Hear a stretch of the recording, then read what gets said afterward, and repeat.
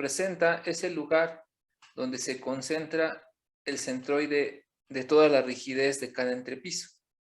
Y por el otro lado tenemos en el punto rojo aquel lugar donde se concentra el centroide de todas las masas, de todo el peso de la estructura.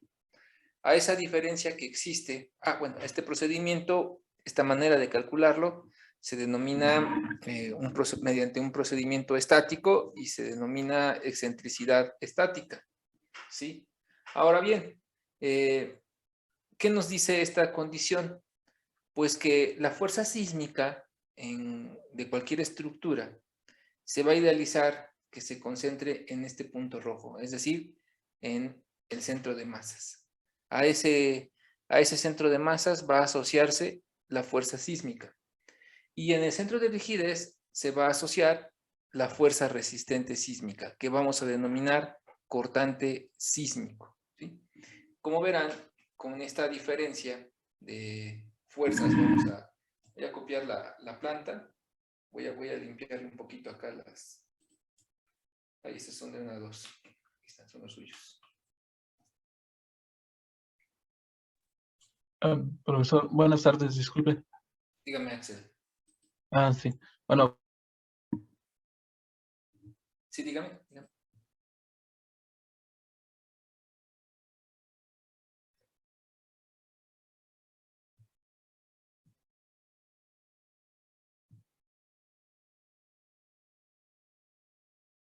No le escucho, Axel. ¿Está hablando?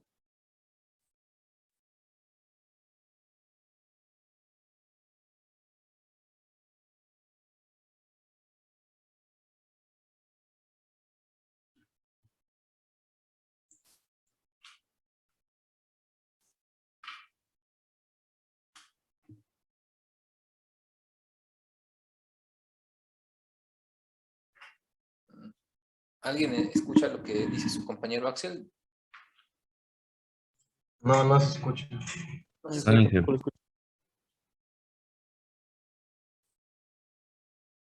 Creo que a lo mejor tuvo problemas con su internet porque creo que ya se salió.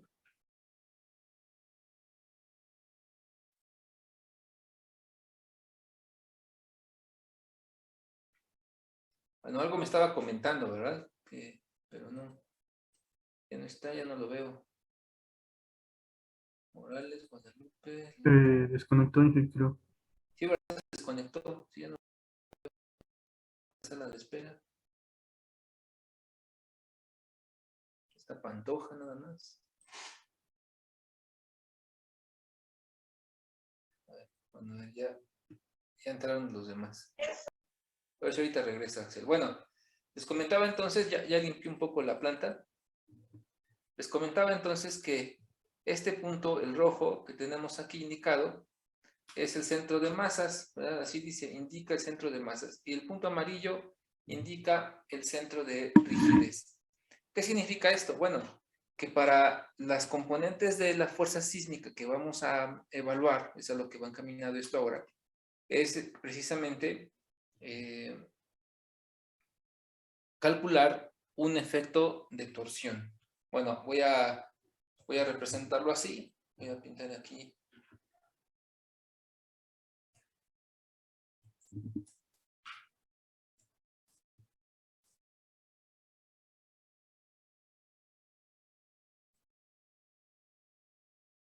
Vamos a pintar aquí una fuerza.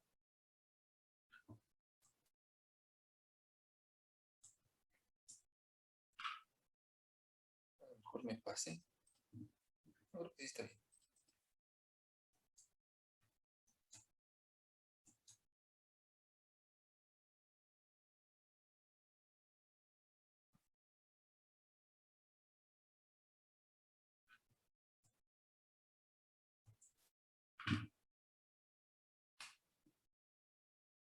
A ver si no está muy grande, pero bueno, creo que no.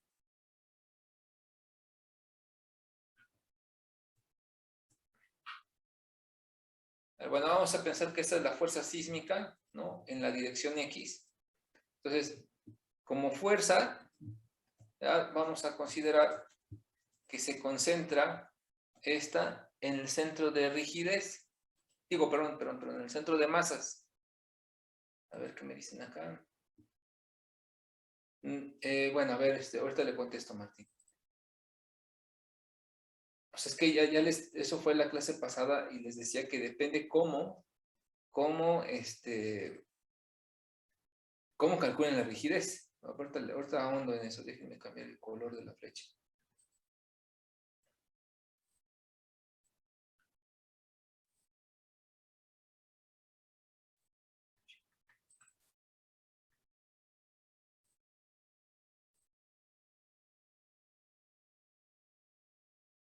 Ahí está. Bueno, esta fuercita que aquí tengo pintada, ¿sí? Esta fuercita se denomina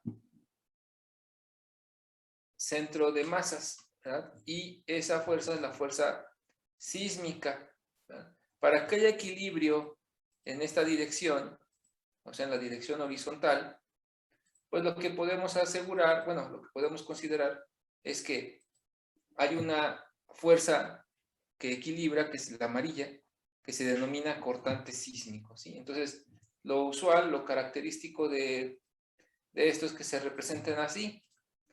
Esta fuerza o este valor se indica como fuerza en X, bueno, fuerza en este caso, pues sí es X, ¿no? Fuerza horizontal, es un valor de fuerza, que es la que vamos a, no te dejé que de tarea que lo estudiaran, y de este lado, en el centro de rigidez, se denomina cortante, ¿verdad? Cortante X.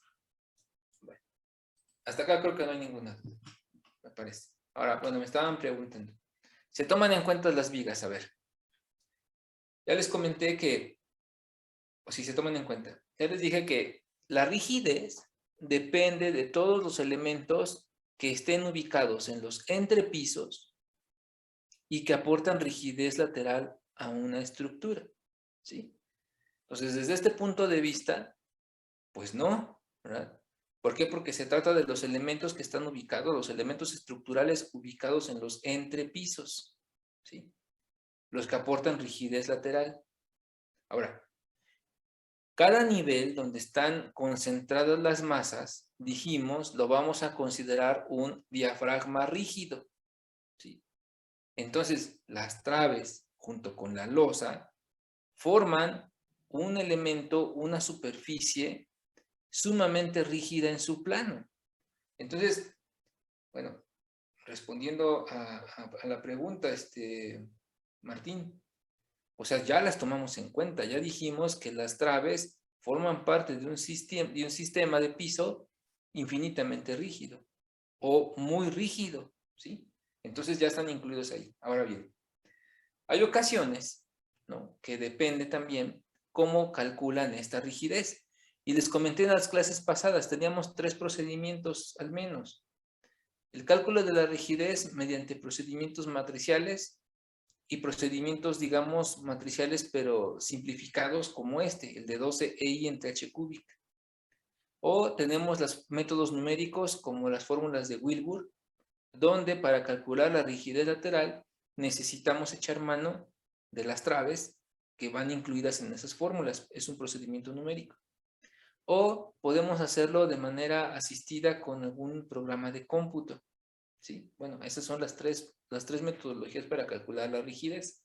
Entonces, nuevamente, espero que no tengan duda con esto, Martín. La cuestión es, las traves forman parte, las vigas forman parte del sistema de piso. Y el sistema de piso lo consideramos muy rígido. O sea, acuérdese de esa simplificación, idealización que hicimos, de que todos los pisos son sumamente rígidos y por ello ahí podemos concentrar la masa, ¿sí? Entonces ya, las traves, las vigas son sumamente rígidas junto con la losa, ¿va? Bueno, ok, va. Entonces, esto es lo que tenemos que resolver, ¿verdad? La fuerza sísmica tenemos que aprender bueno, ya la saben calcular, y los cortantes sísmicos. Ahora, ¿cómo lo van a a determinar? Bueno, para eso hay una metodología, pero antes de ello. Todo esto, les digo, es a lo que vamos a encaminarnos posteriormente. De esto espero que no tengan duda. Ya nada más es para rematar lo que estuvimos estudiando la semana pasada. Centro de masas concentra la fuerza sísmica, aparte del peso y la masa de la estructura. Centro de rigidez concentra esa fuerza que va a resistir a la fuerza sísmica, que la va a contrarrestar, y se denomina cortante sísmico. Por supuesto, deben ser en dos direcciones.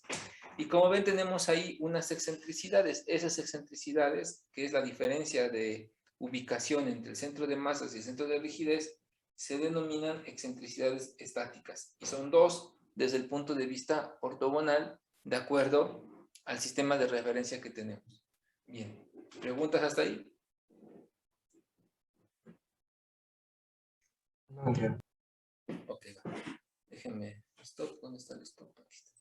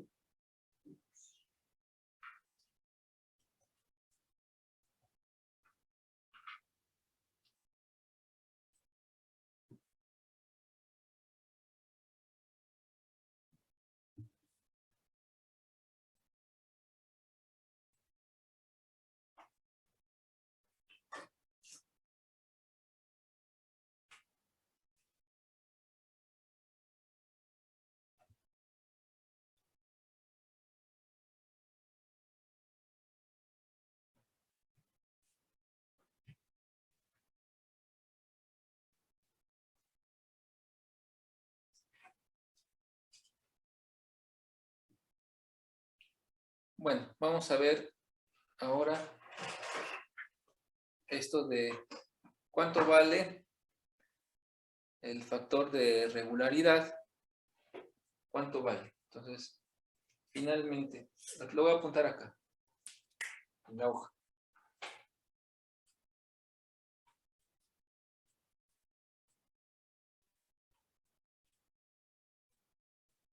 Factor de regularidad. Entonces dijimos que dependiendo, a ver, les voy a compartir. 6.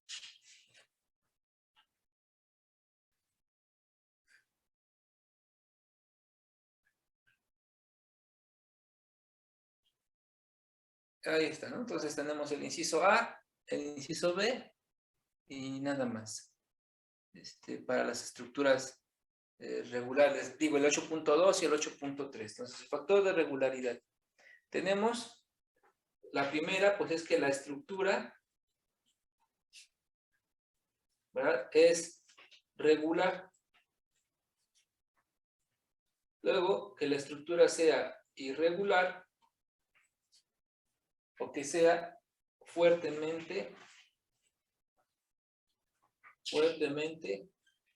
irregular. Bueno, ¿cuándo va a ser regular? Cuando se cumplan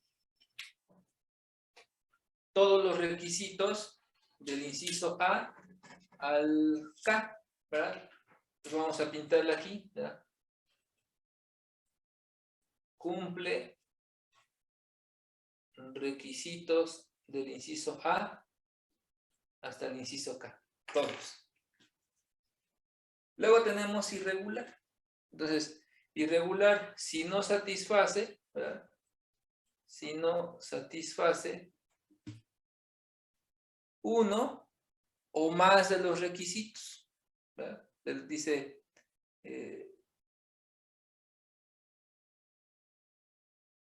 uno o más de los requisitos, ¿verdad?, será considerada irregular. De hecho, si ustedes notan, ahí tiene un pequeño error de nomenclatura la norma, porque dice de la sección 6.1, ¿sí? Ahí lo tiene. Pero el 6.1, o sea, el 6, no son las condiciones de regularidad. El 6 habla, desde el 4, el 5, es de la reducción de las fuerzas sísmicas. Y o sea, esto habla para reducir. Y aquí no hay ningún inciso, vean. ¿Sí? Q, ¿sí? No hay ningún inciso. Ninguno. Entonces, aquí, bueno, está erróneo, yo se los digo, es 8.1. Este valor es 8.1. El 8.1 dice uno más de los requisitos de la sección 8.1. Pues son estos. 8.1, estructura regular. ¿Sale? Entonces no cumple si no satisface uno o más requisitos. No dice cuántos, ¿verdad? O sea, pueden ser 3, pueden ser 4, pueden ser 5, ¿no? O sea, más de uno. Pero cuando es fuertemente irregular, ¿sí? Cuando se cataloga como fuertemente irregular, entonces ahí habla de que es si se cumple, dice, alguna de las condiciones siguientes. Y entonces está el inciso A y el inciso B. El inciso A dice que la excentricidad torsional calculada estáticamente excede en algún entrepiso el 20% de la dimensión en planta de ese entrepiso medida paralelamente a la excentricidad mencionada. Ese inciso, el A, es precisamente el K que nosotros revisamos, pero el K nos limita al 10%, ¿verdad? O sea, si no excede del 10%, nuestra estructura es regular y si cumple con los demás, ¿no? Ahora, el inciso A del 8.3, entonces habla de que si la excentricidad torsional, la misma que estamos calculando en el inciso K, excede o es del 20%, entonces va a ser fuertemente irregular. Por lo tanto, ¿verdad? Entonces el inciso A se calcula como el inciso K, solo que la excentricidad, ¿verdad? ESX, ESY debe ser menor o igual al 20% de la dimensión paralela. ¿Sí? ¿Se acuerdan cuál es la dimensión paralela? ¿Cómo establecimos este cumplimiento? Sí, ¿verdad? Lo hicimos con ustedes también. Pregunto.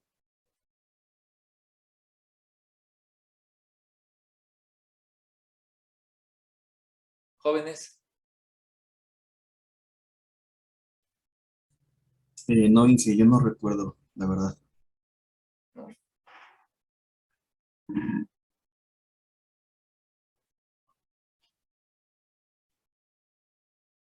A ver, no les dije el punto 367 qué significa y el punto 206 qué significa.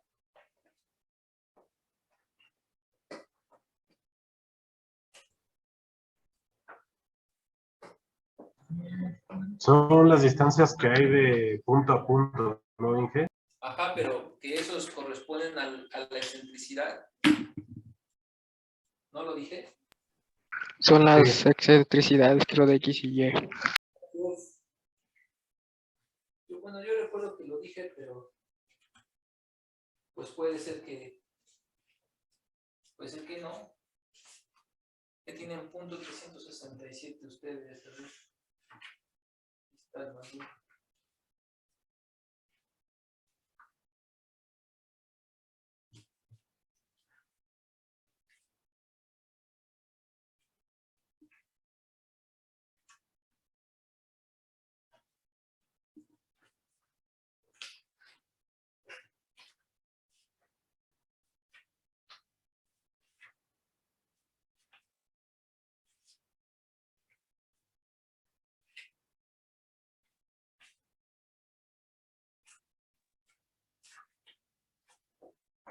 Aquí está, sí lo hicimos, pero...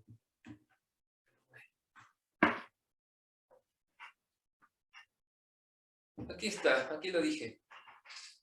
Aquí está la excentricidad estática, ¿sí? ES, así se denomina, ES. Ahí lo estoy viendo en la cámara. A ver qué nos dicen en el chat. Ajá, así es, Erika. Entonces aquí tienen la excentricidad estática en X y la excentricidad estática en Y, pues son estas las que están mirando ahorita. Este punto 367 que está paralelo a la longitud morada, pues es precisamente la longitud X, vamos a llamarle que esa sea la dirección X, y es paralela al punto 367, o sea, casi 37 centímetros. Y el punto 206 es paralelo a la dirección vertical, a la dirección Y, ahí la tienen, punto 206, ahí están mirando. Esos puntos 206 son casi 21 centímetros. Bueno, el inciso K decía que la excentricidad estática no debe superar al 10% de la dimensión paralela a esta excentricidad. Entonces, paralelo a 37 centímetros, a esta dimensión, ¿qué longitud es? Pues 19.2, bueno, pues calculemos el 10% de 19.2 y nos va a dar 1.92 metros. Calculemos al mismo tiempo 10% en la dirección de punto 206, pues es la dirección en Y, que son 11.25 metros, aquí lo tienen. Esos 11.25 metros, su 10% es 1.125. Como verán, no exceden, o sea, 37 centímetros son menores a 1.92 y 21 centímetros son menores a 1.125. Por lo tanto, cumple el inciso K. Aquí está tachado. El inciso K, J, bueno, fue el J, aquí el K, el K. K, sí lo cumple. ¿Sí? ¿Está claro? Sí. Ok, bueno, entonces, ahora, ¿no? Ahora, como ya, eso ya quedó resuelto, entonces, estamos hablando que en el caso del inciso A, del inciso A, del artículo 8.3 de las normas de la Ciudad de Puebla, dice que la excentricidad estática no debe superar el 20%, porque de lo contrario sería una estructura fuertemente irregular. Estamos observando que nuestro inciso A, ¿verdad?, no excedió el 10%, por lo tanto cumple con este requisito, ¿verdad? No es fuertemente irregular en el inciso A.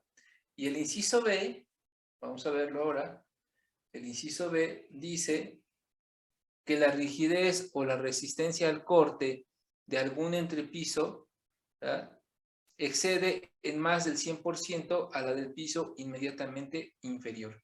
No es nuestro caso, es el inciso J, ¿verdad? Dice la rigidez al corte, ahí véanlo, de ningún entrepiso excede en más del 50% a la del entrepiso inmediatamente inferior. Entonces el inciso B de este artículo 8.3 se relaciona con el inciso J, ¿verdad?, del 8.1.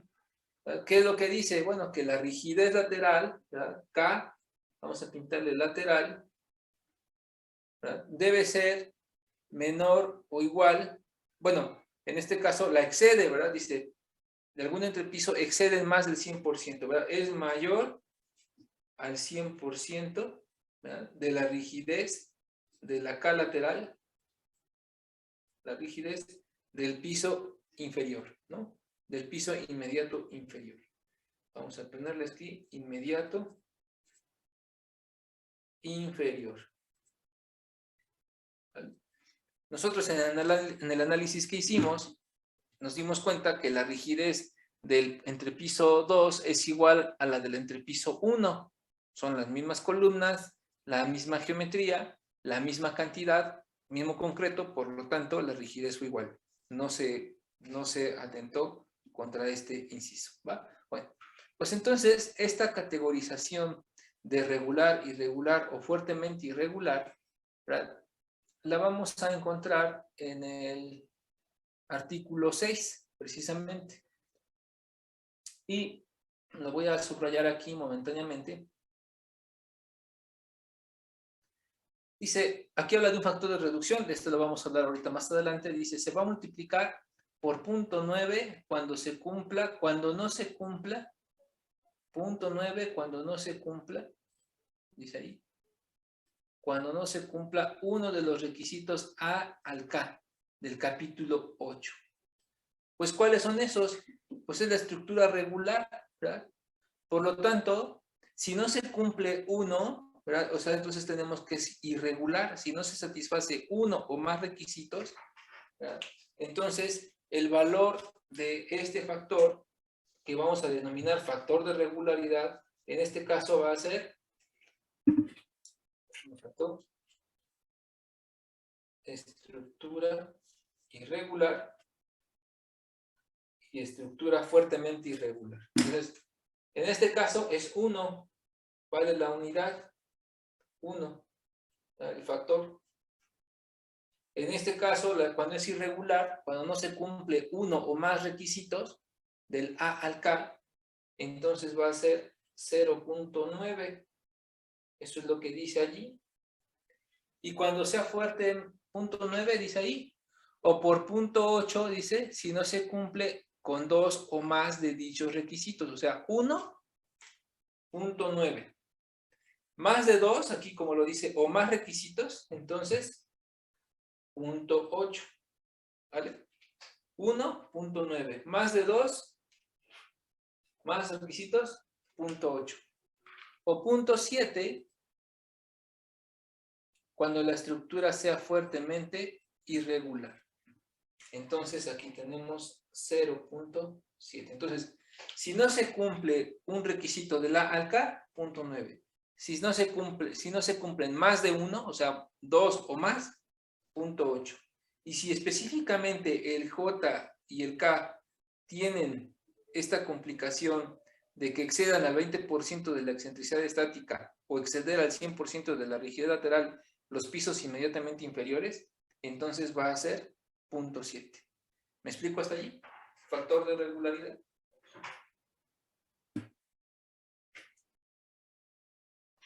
Inge. Entonces, ahí vamos a concluir esto del factor de regularidad. ¿Sí? Eso es lo más importante, que tiene una magnitud este factor y que está asociado al cumplimiento de esas condiciones. Como verán, no son condiciones que se revisen desde un punto de vista subjetivo o de apreciación, ¿no? Tienen una forma de evaluarse numérica, analíticamente, y así espero que lo hagan en todas las estructuras, independientemente de que a simple vista se vean regulares o irregulares. Como verán y recordarán, espero que no se les olvide, puede ser pregunta de examen, ¿no? Que las estructuras, en este caso de la regularidad, tienen 3 aspectos: la regularidad geométrica, la regularidad de cargas y la regularidad de rigidez. Son 3 aspectos que componen a la regularidad y que, dependiendo de pues, esa consistencia de cumplimiento, son los valores de 1, 0.9, 0.8 o 0.7 en el caso más desfavorable. Nuevamente también hago hincapié en que de preferencia, lo mejor, lo más recomendable, por supuesto, es que siempre las estructuras sean muy regulares, sean completamente regulares. Pero si en un momento dado no hay más que realizar una construcción irregular, porque no hay otra alternativa, porque las exigencias de ese proyecto así lo demanden, bueno, pues tienen ustedes de dónde echar números y mano para poder obtener un factor, ¿no? Que precisamente tenga en cuenta que la estructura sea irregular o fuertemente irregular. No es lo mejor, no es lo más deseable en una estructura, pero, por supuesto, se pueden hacer, son construibles, son analizables, ¿sí? Y pues van a representar un mayor grado de dificultad, pero se puede resolver. ¿Preguntas hasta ahí? Inge, bueno, más como una comparación, sería, ¿el Ingeniería 5 entra en regular o fue considerada como irregular? ¿Habla de la facultad? Inge, el edificio de Ingeniería 5. El 5 es el más nuevo, ¿no? El ING 5 es el que apenas construyeron, el de concreto. Es el de los cubículos, Inge. Ajá, ándele, sí, ¿no? Bueno, no sé si les tocó a ustedes, pero es el edificio más nuevo, lo construyeron en el 2014, me parece.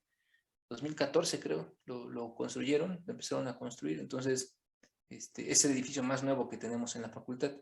Bueno, así como lo veo, ¿no? Ya les digo a simple vista, ese edificio, el 5, donde están los cubos en la parte inferior y 2 niveles de salones en la parte superior, los siguientes 2 niveles, Pues sí, se aprecia muy regular, excepto, o sea, yo a lo mejor lo calificaría así, a simple vista, como una estructura regular, le pondría el 1, que tiene aquí la norma, pero si se dan cuenta, hay un lado que tiene el elevador, ¿sí? Entonces, ese cubito del elevador, pues le está generando cierta excentricidad, porque ahí no tiene losa, no tiene otro tipo, tiene un hueco, pues.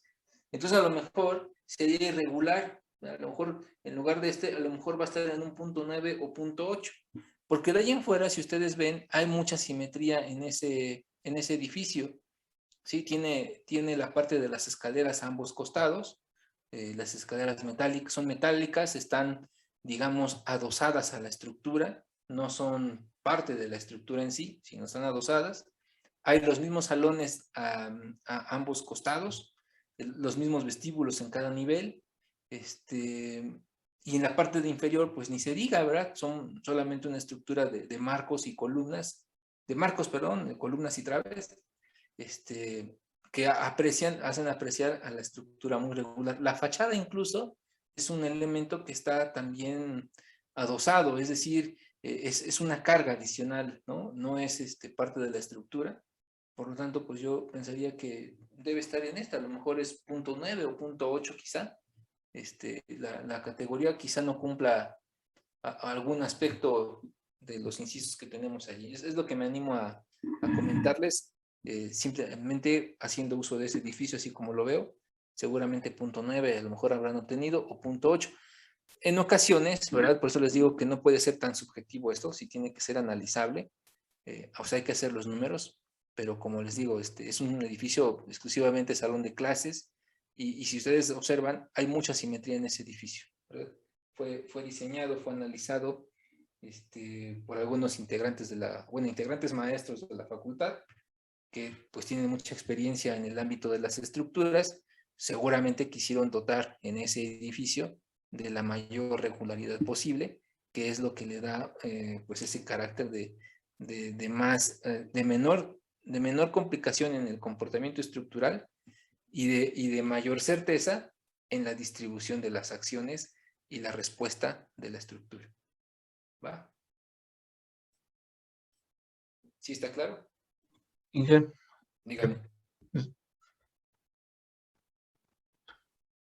Inge, disculpe, ¿me escucha? Dígame, es que no, sí le escucho, pero de repente se traba Axel.